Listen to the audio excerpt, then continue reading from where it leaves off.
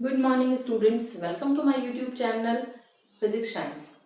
इसमें आज हम इस वीडियो में गॉस लॉ एंड इस एप्लीकेशन वाले चैप्टर्स को स्टार्ट करेंगे और गॉस लॉ की जो रिक्वायरमेंट थी वो क्यों हुई इसके बारे में देखते हैं। पहले गॉस लॉ स्टार्ट करने से पहले जो इसमें मेन जो टर्म यूज आ रही है वो टर्म यूज आ रही है फ्लक्स।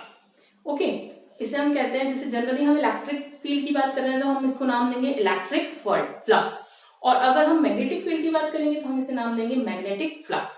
ओके, तो सबसे पहले हम स्टार्ट करते हैं गॉस लॉ में कि व्हाट इज फ्लक्स, जिसको अगर हम समझना चाहें तो इट्स वेरी इजी। कि जैसे ये फ्लो ऑफ वाटर, और हम कोई गेम खेल रहे हैं इस वाटर फ्लो में, जैसे हमने किसी में कहीं पे भी पानी बह रहा है और हम बैठे हैं, ठीक है, और यहाँ पानी इस डायरेक्शन में या इस डायरेक्शन में जो है वाटर फ्लो हो रहा है इस डायरेक्शन में, ठीक है। अब अगर इस वाटर फ्लो में हम एक कोई सा भी फ्रेम है ना, रेक्टेंगुलर फ्रेम या spherical frame, sorry circular frame, okay, किसी भी तरह का एक फ्रेम लेके इसमें रख दे, है ना। तो अगर इस फ्रेम को हम तीन तरीके से रख सकते हैं, है ना। फर्स्ट ऑफ ऑल हम इस फ्रेम को इस तरीके से रखें परपेंडिकुलर, है ना। वो कैसे कि जैसे अगर पानी ऐसे बह रहा है और इस फ्रेम को हमने इस पे परपेंडिकुलर रखा है पानी के अंदर, तो आप क्या देखेंगे कि जहां जितना भी एरिया है फ्रेम का, ओके, उससे सारा पानी जो होगा वो पास थ्रू होगा, है ना। तो अगर हम परपेंडिकुलर 90 डिग्री की डायरेक्शन पे इसे रखते हैं तो इसमें बहुत सारा पानी निकलेगा, मतलब जितना इसका एरिया है उतने में से ज्यादा वाटर फ्लो होगा। सेकेंड कंडीशन है इसकी कि अगर हम इस फ्रेम को इस तरीके से रख दें, इस तरीके से मतलब ये है जिस डायरेक्शन में वाटर फ्लो हो रहा है उस डायरेक्शन में इसको रख दें, तो अगर आप सिमिलर डायरेक्शन में रखेंगे तो क्या इस फ्रेम के अंदर से होकर पानी निकलेगा? नहीं निकलेगा, ठीक है। तो इस यहां कहेंगे तो 0 डिग्री होगा, तो there is no flow of water, है ना, इसमें से पानी बहकर नहीं निकलेगा। और इसी में अगर हम थर्ड चीज पढ़े कि अगर इस फ्रेम को किसी न किसी एंगल पे रख दे, एंगल मीन्स जैसे वाटर फ्लो हो रहा है तो इस ऐसे हमने इस फ्रेम को रखा है, किस तरीके से कि वाटर फ्लो हो रहा है और ये किसी न किसी एंगल पर इसको रखा है, तो इसमें से जितना वाटर फ्लो होगा वो कितना होगा, इससे तो कम होगा 90 डिग्री से था, और 0 डिग्री वाली फ्रेम से जिसमें कोई भी पानी नहीं निकल रहा था उससे ज्यादा, मतलब इन बिटवीन, इन दोनों के बीच की कंडीशन होगी which depends upon the value of the angle. जितना ज्यादा एंगल होगा, जैसे जैसे एंगल बढ़ता जाएगा flow of water will be increases. जैसे ऐसे है ना, ये 0 डिग्री है, अब जैसे एंगल बढ़ा तो थोड़ा कम पानी निकलेगा, फिर थोड़ा इसको बढ़ाया और निकलेगा, फिर थोड़ा बढ़ाया और निकलेगा, और 90 डिग्री पर जब आप कर दोगे इसको तो मैक्सिमम फ्लो ऑफ वाटर होएगा। तो ये जो एंगल थीटा है ना, इस एंगल पर डिपेंड करेगा कि कितना वाटर इसमें से फ्लो होके जाएगा। हम इस वाटर फ्लो की क्यों बात कर रहे हैं? Because flux is a type of flow. Okay, अब फ्लक्स का मतलब क्या होगा? जब हम इलेक्ट्रिक फ्लक्स की बात करें that means flow of electric field lines. Okay, तो ये हो गया कि कोई हम अगर एक सरफेस ले और उस इलेक्ट्रिक फील्ड लाइन में से कितना पानी बहकर निकल रहा है ना, तो उसे हम कह देंगे वाटर फ्लक्स। ये किसका एग्जाम्पल था हमारे पास? वाटर फ्लक्स का, which depends upon the angle theta, which depends on angle theta। ये जो फ्लक्स है वो किस पर डिपेंड कर रहा है? डायरेक्टली उस एंगल थीटा पर डिपेंड कर रहा है कि जो पानी है उसमें से कितना बहकर निकल रहा है, ठीक है। तो और एरिया पे भी डिपेंड करेगा कि कितना इस चीज का एरिया है। ज्यादा बड़ी चीज होगी तो ज्यादा पानी निकलेगा, कम होगा तो कम निकलेगा, है ना। तो सेकंड थिंग इस पे, फर्स्ट थिंग इस पे डिपेंड कर रहा है और सेकंड इसकी एरिया पर डिपेंड करा। चलो अब इस एरिया की बात करते हैं। एरिया कैसी क्वांटिटी होती है? हम जनरली हम जो वेक्टर और स्केलर क्वांटिटीज होती है उसमें जब डिवाइडेशन करते हैं तो एरिया को हम लेते हैं, area is a scalar quantity. क्या कभी आपने ऐसी क्वांटिटी, ऐसा एरिया देखा है जो वेक्टर क्वांटिटी में होता है? नहीं देखा है, पर ऐसा एरिया होता है। वो एरिया, इसका मतलब ये होता है कि जैसे कोई भी जब हम एरिया ले रहे हैं, जैसे हमने ये एरिया लिया, कोई भी प्लेन सरफेस है ना, और इस प्लेन सरफेस में अगर हम इस सरफेस के एक छोटा सा एरिया को कंसीडर करें और उस एरिया की डायरेक्शन कैसी हो? Normal to the plane surface.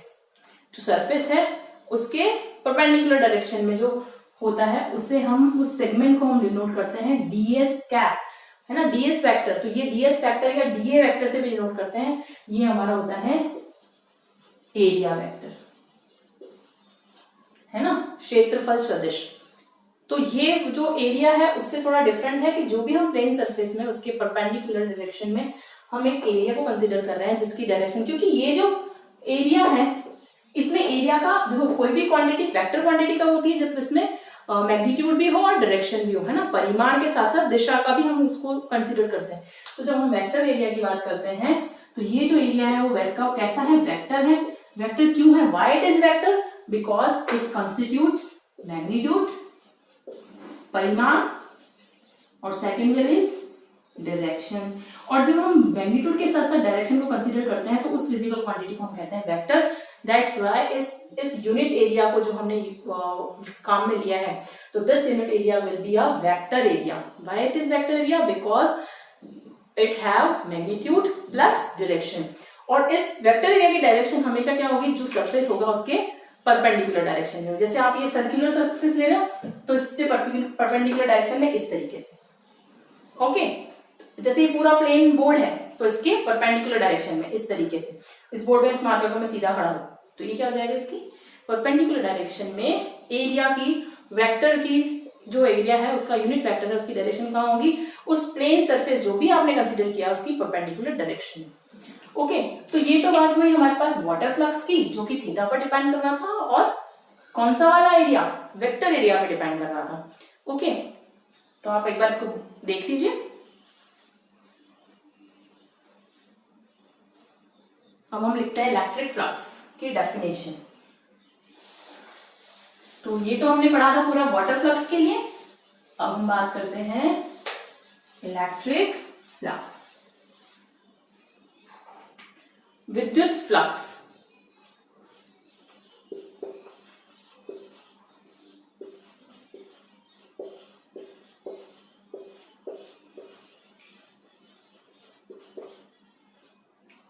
Electric flux. अब जहां पर हम वाटर फ्लक्स की बात कर रहे थे तो उस एरिया में से कितना वाटर क्रॉस हो रहा था। सिमिलरली द यूनिट एरिया, है ना, द यूनिट वेक्टर एरिया, जैसे हमने क्या है unit vector area, sorry unit vector area से फ्लक्स मींस फ्लो, किसका फ्लो, इलेक्ट्रिक फील्ड लाइंस, और we can say electric force line. तो उस यूनिट एरिया से जो भी हमने कंसिडर किया है उससे कितना इलेक्ट्रिक फील्ड लाइंस निकलती है उसे हम कहते हैं फ्लक्स। तो flux is a quantity, okay, which flux is a quantity which passes through a unit area.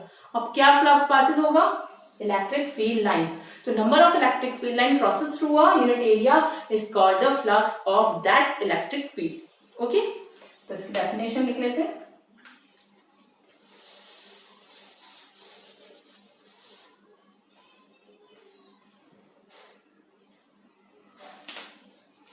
Number of electric field lines या इलेक्ट्रिक लाइंस ऑफ फोर्स, विद्युत बल रेखा है ना, electric field lines of force passes through, कहां से पास हो रहा है, द यूनिट एरिया। आप इसको मेमोराइज भी कर सकते हैं with the example of the water flux.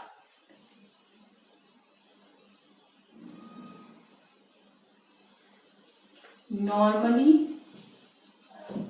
To the passes normally through the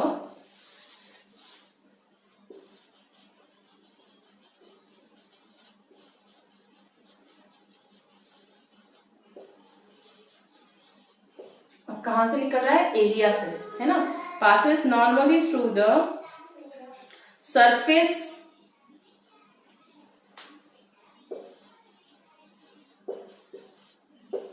placed in electric field, क्योंकि इलेक्ट्रिक फील्ड भी तो होना चाहिए, जो फ्रेम है उसको हमने पानी में रखा तभी तो वो वाटर उसमें से पास थ्रू होगा। सिमिलरली उसको एक इलेक्ट्रिक प्लेस देना, इलेक्ट्रिक फील्ड, ठीक है। तो इसको पूरे को हम क्या कहते हैं, इलेक्ट्रिक फील्ड्स लाइन।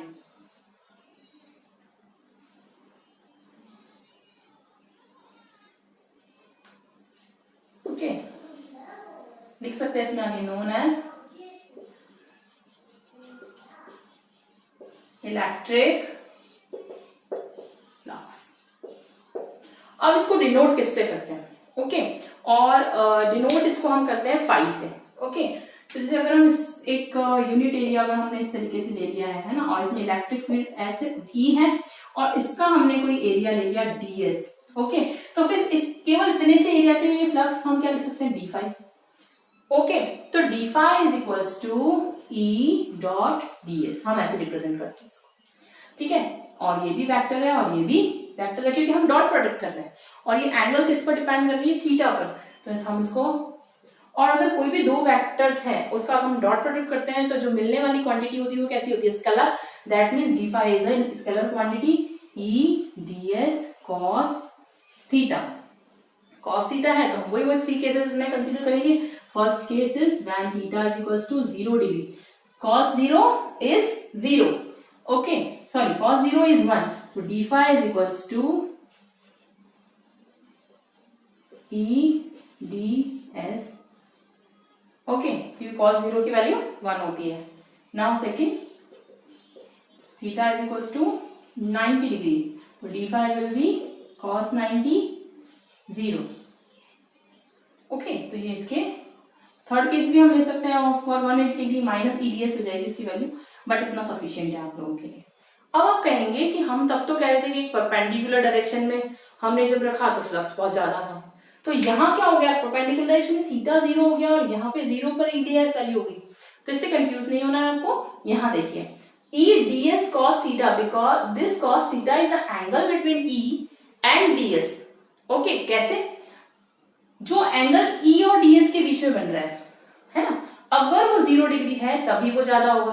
अब पहले ही बता रखा है आपको कि ds क्या है? ऑलरेडी प्लेन के परपेंडिकुलर है, तो वो परपेंडिकुलर है तभी तो वो e की डायरेक्शन में हुआ। इसलिए यहाँ क्या एंगल हो गया? एक तरीके से अगर हम सोचे तो ये 90 डिग्री हो गया, तो d phi is equals to E ds, और ये 90 का मतलब क्या हुआ? दोनों के बीच का angle 90 degree, that means e भी उसी डायरेक्शन में, उस डायरेक्शन में नहीं है, e is the perpendicular to ds। तो ये जो थीटा है वो e और s ds के बीच का है। ओके, तो ये हो जाएगा कि cos थीटा की value we very well know, cos 0 degree is 1 and cos 90 degree is 0, and this is the electric flux. अब इलेक्ट्रिक फ्लक्स है तो इसकी यूनिट और डायमेंशन भी होगी, तो वो भी देख लेते हैं साथ ही साथ। यूनिट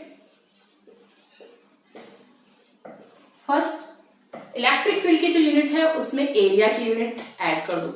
ठीक है, तो इलेक्ट्रिक फील्ड की यूनिट या तो न्यूटन पर कूलम वाली आप यूज कर सकते हैं या वोल्ट पर मीटर वाली यूज कर सकते हैं। उसके इसको जब यूज करते हैं तो हमारे पास फाई की यूनिट आ जाती है, इसको वोल्ट पर मीटर से हम डिनोट कर देते हैं, या फिर न्यूटन पर कूलम से अगर इसको डिनोट करते हैं न्यूटन पर कूलम मीटर स्क्वायर। अब डायमेंशन कैसे निकालेंगे? सिंपली जो हमारा पहला फॉर्मूला था, है ना, जो फाई की जो होगी डायमेंशन वो किसके बराबर होगी?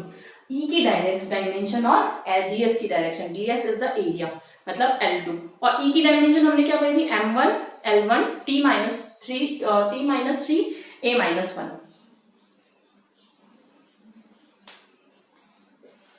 m1 L1 t minus 3 a minus 1 multiplied by L2, और इन सबको अगर हम जोड़ ले तो क्या हो जाएगा? m1 L3 t minus 3 a minus 1। This is the dimension of electric flux.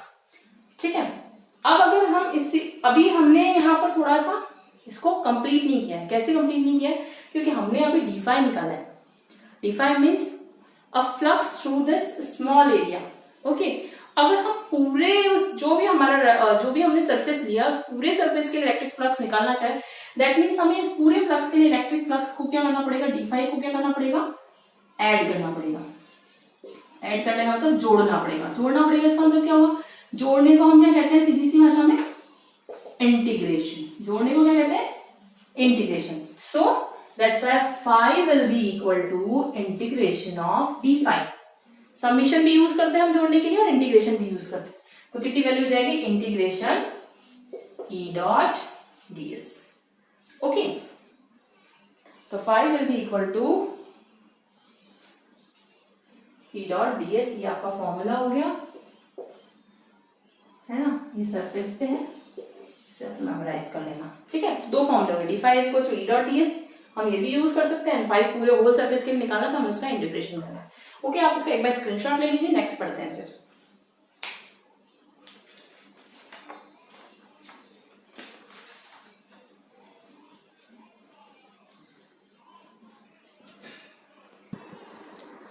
Now our next topic is charge distribution and its electric field. Hindi में हुआ ये आवेश वितरण और इससे संबंधित विद्युत क्षेत्र। वो कैसे हम कैलकुलेट करेंगे, जैसे हमने जनरली कोऑर्डिनेट सिस्टम पढ़ा था, उसमें हमने पढ़ा था 1D 2D एंड 3D, मतलब एक वी में जैसे 1D और 2D और तीसरा क्या पढ़ा था हमने 3D, ठीक है। अगर कोई चार्ज डिस्ट्रीब्यूशन, मतलब हम चार्ज डिस्ट्रीब्यूशन पढ़ रहे हैं कि चार्ज को कैसे बांटा जाए। अगर कोई एक स्ट्रॉन्ग मतलब एक बिल्कुल स्ट्रेट वायर है, ठीक है, तो उसकी डायमेंशन कितनी होगी 1। एक हमने कोई प्लेन कोई सरफेस लिया है, ठीक है, जैसे कि बुक का हमारा जो अपर सरफेस होता है, ये ब्लैक बोर्ड है, तो वो क्या हमारा आ जाएगा 2D। और अगर हमें कोई बॉक्स ले ले पूरा, या फिर कोई स्फेरिकल कोई चीज ले ले, है ना, तो वो हमारा क्या हो जाएगा 3D। तो अगर चार्ज किसी एक वायर में फैला हुआ हो तो 1D कहेंगे, अगर उसे कहेंगे लीनियर चार्ज डिस्ट्रीब्यूशन, तो 1D के लिए क्या नाम हो जाएगा हमारे पास, लीनियर चार्ज डिस्ट्रीब्यूशन। जैसे हमारे पास ये सिंगल, हम इस पेन को ले ले, एक बिल्कुल सिंगल एक लाइन ले ले, है ना, और उस पे पूरे में हम पूरे को हमने चार्ज कर दिया, मतलब पूरे पे पूरे सरफेस उसका जो पूरा लेंथ थी उस पे चार्ज को बांट दिया, ठीक है। और चार्ज हमेशा, एक बात का हमेशा ध्यान रखना, चार्ज हमेशा जिस भी सरफेस पे हो, चाहे 3D में हो चाहे 1D में हो, हमेशा इक्वली डिस्ट्रीब्यूट होता है। ऐसा नहीं कि एक साइड पे चार्ज ज्यादा है एक साइड पे कम है, जब हम डिस्ट्रीब्यूशन करते हैं तब, ठीक है। तो 1D के लिए कहेंगे लीनियर चार्ज डिस्ट्रीब्यूशन, 2D के लिए कहेंगे सरफेस चार्ज डिस्ट्रीब्यूशन, और 3D को हम कहेंगे वॉल्यूम चार्ज डिस्ट्रीब्यूशन, ठीक है। वापस देख लीजिए, ऐसे कहेंगे, हम कहेंगे रेखीय आवेश वितरण, ठीक है। क्या नाम देंगे इसे, रेखिक आवेश वितरण। इसे हम नाम देंगे पृष्ठ आवेश वितरण, और हम इसे नाम देंगे आयतनीय आवेश वितरण, ठीक है। अब एक एक करके इन तीनों को करते हैं और तीनों को साथ में कर लेते हैं ताकि आपको कोई प्रॉब्लम नहीं रहे। जब हम लीनियर चार्ज डिस्ट्रीब्यूशन कर रहे हैं, इसका क्या नाम बताया था अभी, रेखिक, है ना। अब रेखिक आवेश वितरण की बात कर रहे हैं, मैंने अभी अभी आपको एग्जांपल दिया एक वायर का, कि एक सिंगल वायर है, ठीक है, इसकी पूरी की लेंथ L है, ये जो वायर है उसकी लेंथ है हमारे पास L, ठीक है। इस पूरी लेंथ में अगर हम यूनिट लेंथ लें, है ना, चार्ज पर यूनिट लेंथ, तो हम उसके लिए इकाई आवेश, इकाई दूरी के लिए, है ना, इकाई लंबाई का आवेश, तो चार्ज पर यूनिट लेंथ, यहां कह सकते हैं एकांक लंबाई के लिए आवेश, अगर चार्ज पर यूनिट लेंथ है इसका लैम्डा, ठीक है। तो इसका मतलब क्या होगा कि अगर इस पूरे में मैं एक इतना सा एक, क्योंकि हम जब भी फ्लक्स निकालते हैं या कुछ भी कंसीडर करते हैं तो एक छोटे से पार्ट को लेके कंसीडर करते हैं हमेशा, और फिर पूरे के निकालने के लिए हम क्या करते हैं, उसका इंटीग्रेशन कर देते हैं। तो पहले हम इस छोटे से लाइन सेगमेंट को ले लेते हैं जिसकी लेंथ कितनी है dl। अगर इस यूनिट लेंथ के लिए जैसे हम करते हैं, जैसे एक टॉफी 2 रुपीज की आ रही है, तो 5 टॉफीज कितने की आएगी, 10 रुपीज की। तो अगर यूनिट लेंथ के लिए चार्ज लैम्डा है तो dl लेंथ के लिए चार्ज कितना हो जाएगा, तो charge for dl length will be lambda dl, मतलब यहां पर हमारा एक कोई चार्ज है जिसे हम q डैश नाम दे देते हैं, ठीक है। अब हम जब भी हमारा कुलाम्स लॉ लगाते हैं, है ना, क्योंकि हमें यहाँ फाइनली क्या निकालना है, हर चार्ज डिस्ट्रीब्यूशन के लिए इलेक्ट्रिक फील्ड निकालना है ना। तो हम क्या करेंगे, पहले f की वैल्यू निकालेंगे। तो f की वैल्यू क्या देती है, f is equals to K Q1 Q2 upon R square. ठीक है, तो यहां से कोई R डिस्टेंस पे यहां पे कोई चार्ज है Q0। ठीक है, तो हमारा फॉर्मूला DF हुआ है क्योंकि हम छोटे से सेगमेंट की बात कर रहे हैं ना, तो DF is equals to K Q0 Q dash upon R square. ठीक है, अगर हमें पूरे के लिए निकालना है तो क्या कर देंगे, F will be equal to integration of DF। Okay, अब DF की वैल्यू आप पुट कर दो, F is equals to integration of K Q0, Q dash की वैल्यू किसके बराबर आएगी, लैम्डा DL के, तो lambda DL upon R square. तो यहाँ क्या क्या चीज कांस्टेंट है, K और Q0, तो K Q0 को आप कॉमन ले लीजिए और वैल्यू आ जाएगी lambda DL upon R square. तो अगर ये फोर्स की वैल्यू है तो इलेक्ट्रिक फील्ड क्या होगा, E is equal to F upon Q0 है हमारे पास इसमें, तो वैल्यू आ जाएगी हमारे पास E की, E is equal to F upon Q0 that will be equal to K lambda del L upon R square. ठीक है, तो ये होगा हमारा लीनियर चार्ज डिस्ट्रीब्यूशन। वापस एक बार देख लीजिए कि अगर पूरी लेंथ के यूनिट लेंथ के लिए चार्ज डिस्ट्रीब्यूशन लैम्डा है, इकाई लंबाई के लिए लैम्डा है, तो इस डीएल लंबाई के लिए कितना होगा, लैम्डा डीएल होगा, और लैम्डा डीएल होगा तो ये तो इसकी चार्ज की वैल्यू होगी। अगर हम कूलम्ब फोर्सेस पर बल का मान निकाले तो F is equal to K Q1 Q2 upon R square होता है, और अगर पूरी लेंथ के लिए निकालना चाहे तो हमें क्या करना पड़ेगा, इसका जोड़ना पड़ेगा, और जोड़ने को हमेशा हम किस में चेंज करते हैं, या तो समेशन में या इंटीग्रेशन में, तो इंटीग्रेशन ऑफ DF की वैल्यू यहाँ पुट कर दी हमने, तो हमारा चार्ज डिस्ट्रीब्यूशन पूरी की वैल्यू आ गई E is equals to F की वैल्यू आ गई K Q0 lambda integration lambda DL upon R square, और E की वैल्यू आ गई F upon Q0 is equals to K lambda DL upon R square. ठीक है, ये चीजें हम इसलिए कैलकुलेट कर रहे हैं, आप सोच रहे होंगे कि हम बात तो यहाँ कर रहे हैं गॉस लॉ, है ना, तो गॉस लॉ के लिए जो जो हमें टर्म्स चाहिए होती है, पहले हम टर्म्स को पढ़ रहे हैं, है ना, terms required to explain Gauss law are flux and charge distribution, बस दो ही चीजें चाहिए हमें, तो फ्लक्स हमने डिस्क्राइब कर ही दिया, ये है चार्ज डिस्ट्रीब्यूशन, तो ये था लीनियर चार्ज डिस्ट्रीब्यूशन, है ना। नेक्स्ट है हमारा सरफेस चार्ज डिस्ट्रीब्यूशन, मतलब पृष्ठ आवेश घनत्व। ठीक है, जब भी हम किसी पृष्ठ की बात कर रहे हैं, जैसे हम जनरली ये हमारा ब्लैक बोर्ड का एक छोटा सा पार्ट ले लिया जैसे हमने, ठीक है, अब हम इसमें चार्ज डिस्ट्रीब्यूशन की, जैसे हमने इसके लिए यूनिट लेंथ के लिए चार्ज बताया लैम्डा, तो यूनिट एरिया के लिए चार्ज को हम कैसे डिनोट करेंगे, सिग्मा से, तो चार्ज उसको हम क्या कहेंगे, चार्ज डेंसिटी, है ना, फॉर यूनिट एरिया कितना है, इसकी वैल्यू सिग्मा है। तो अगर मैं एक एरिया ले लूं ds, तो उसके लिए कितनी वैल्यू हो जाएगी, ds के लिए इसकी वैल्यू हो जाएगी charge for ds area, area is sigma ds। अब ये वैल्यू हमारे पास q डैश की होगी, पहले हमारे पास q डैश की वैल्यू क्या थी, लैम्डा डेल, यहाँ हमारे q डैश की वैल्यू क्या जाएगी, सिग्मा ds। बस उसके बाद सिमिलरली जो आप पहले प्रोसेस कर रहे थे उसे ही फॉलो करना है। कैसे करना है, F इज इक्वल्स टू, मैं डायरेक्ट कर रही हूँ integration K Q0 Q dash की value sigma ds upon R square. Okay, और जो कॉमन कांस्टेंट है हम कॉमन निकाल देंगे, फाइनली जो हमारे पास E की वैल्यू आ जाएगी, इसी तरीके से जब हम करेंगे तो आएगा K integration sigma ds upon R square. Okay, अब जैसे हम वॉल्यूम की बात करते हैं, तो जैसे हमारे पास कोई स्फेरिकल शेल है ना, मतलब एक पृष्ठ, एक गोला है, आवेशित गोला है। अब अगर हम गोले की बात कर रहे हैं, यहाँ पे जैसे गोला ले लिया और इसमें आवेश वितरण की बात कर रहे हैं, ठीक है, तो यहाँ ds है, तो यहाँ क्या हो जाएगा, आयतनीय आवेश घनत्व, है ना, वॉल्यूम चार्ज डेंसिटी, वो हमारी कितनी है यहाँ पे, रो है, तो हम क्या कहेंगे, volume charge density is rho. Okay, तो फिर charge for volume, d V volume के लिए चार्ज कितना हो जाएगा, रो डीवी।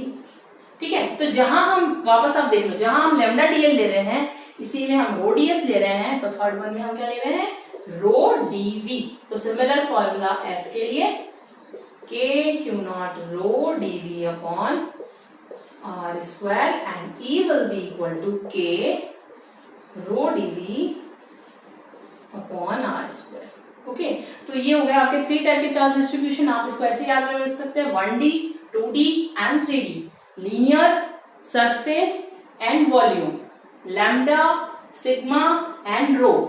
ओके, तो आप इस पूरे का स्क्रीनशॉट ले लीजिए।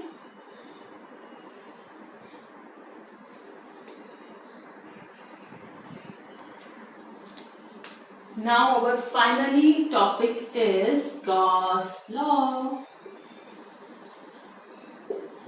What is Gauss law? Okay, Gauss law is mainly used to find out the flux. और इस फ्लक्स के थ्रू हम क्या फाइंड आउट कर सकते हैं? Electric field. तो जो हमने इलेक्ट्रिक फील्ड इंटेंसिटी या इलेक्ट्रिक फील्ड के बारे में फर्स्ट चैप्टर में देखा था, उसको अलग अलग सरफेसेस के लिए, मतलब जितने भी सरफेसेस हम लेंगे अलग अलग शेप और साइज के, है ना, उन सब के लिए जब भी हमें इलेक्ट्रिक फील्ड निकालना होगा तो हम यूज करेंगे गॉस लॉ। लेकिन गॉस लॉ कहाँ एप्लीकेबल होता है? तो इट इज एप्लीकेबल कहाँ कहाँ अनुप्रयोगित किया जा सकता है? Only for closed surface. कहाँ कहाँ कनेक्ट किया जाएगा? बंद पृष्ठ के लिए। ये इसकी नेसेसरी और सफिशिएंट कंडीशन है कि सरफेस कैसा होना चाहिए? बंद होना चाहिए। अब ये बंद सरफेस जो होता है, गाउसियन सरफेस हम जिसे कहते हैं, Gaussian pill box, Gaussian surface, वो क्या होता है? हम किसी भी शेप का, हमारा जो जिस भी पॉइंट पे हमें इलेक्ट्रिक फील्ड निकालना होता है, हम उसके चारों तरफ कोई सा भी किसी भी शेप का एक गाउसियन सरफेस ले लेते हैं और फिर उसके लिए कैलकुलेट करते हैं। तो सबसे पहले हम पढ़ेंगे गॉस लॉ, फिर गाउसियन सरफेस हम बाद में समझेंगे, ठीक है। तो ये हो गया Gauss law. It is applicable कहाँ कहाँ यूज आता है? Only for close surface. तो जिस भी सरफेस के लिए निकालना चाहेगा वो कैसा होना चाहिए? सबसे पहले बंद होना चाहिए, क्लोज सरफेस होना चाहिए। तो कभी भी जितने भी लॉ है उनका स्टेटमेंट कभी भी चेंज नहीं करना चाहिए, है ना। बाकी जब भी हम थ्योरी या डेफिनेशंस वगैरह लिखते हैं, इसमें हम हमारे वर्ड्स यूज कर सकते हैं, बट जो जनरल जो यूनिवर्सल लॉज जो बनाए गए हैं या फिर जो जनरली जो किसी भी साइंटिस्ट के जो स्टेटमेंट्स होते हैं उन्हें हम चेंज नहीं करते हैं। तो गॉस लॉ का क्या स्टेटमेंट है?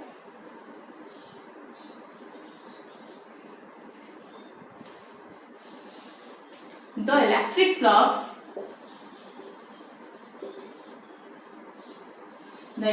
flux passes through a closed surface। इसे आप रिमाइंड कर लीजिए, रिकॉल कर लीजिए। Closed surface is 1/epsilon times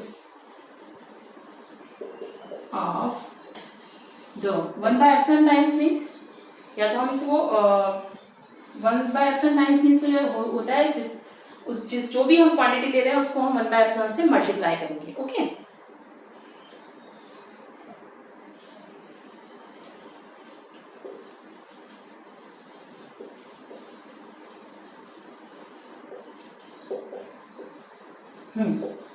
तो हमारा गॉस लॉ होता है the electric flux passes through a closed surface is 1/epsilon times of the charge bounded in the surface। Okay, बहुत ही सिंपल है। phi is equals to summation q upon epsilon naught। तो हमने flux क्यों पढ़ा? क्योंकि हमें गॉस लॉ पढ़ना था। और यह समीशन क्यू का क्या मतलब है? जैसे अलग अलग फील्ड्स होंगे, है ना, जब हमने लीनियर चार्ज डिस्ट्रीब्यूशन पढ़ा, सरफेस चार्ज डिस्ट्रीब्यूशन पढ़ा, वॉल्यूम चार्ज डिस्ट्रीब्यूशन पढ़ा, वो यहाँ यूज आएगा कि हमें उसके लिए क्या निकालना है? जो भी आपने सरफेस लिया है उसमें कितना चार्ज है टोटल, सब चार्ज, उस चार्ज का टोटल कर दो अपॉन एप्सिलॉन नॉट। तो this will be equal to the flux. This is the Gauss law. अब इसका एक और फॉर्म हम कैसे निकाल सकते हैं? We know that phi is equals to integration E dot ds, और ये किसके बराबर हो गया? Summation q upon epsilon naught. मतलब जितना भी चार्ज है उसे आप जोड़ दो।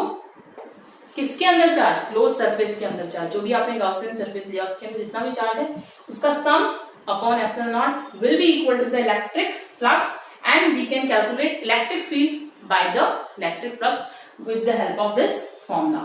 सो remember this formula. Okay, now हमारा आज का टॉपिक यहीं तक हम फिनिश करते हैं।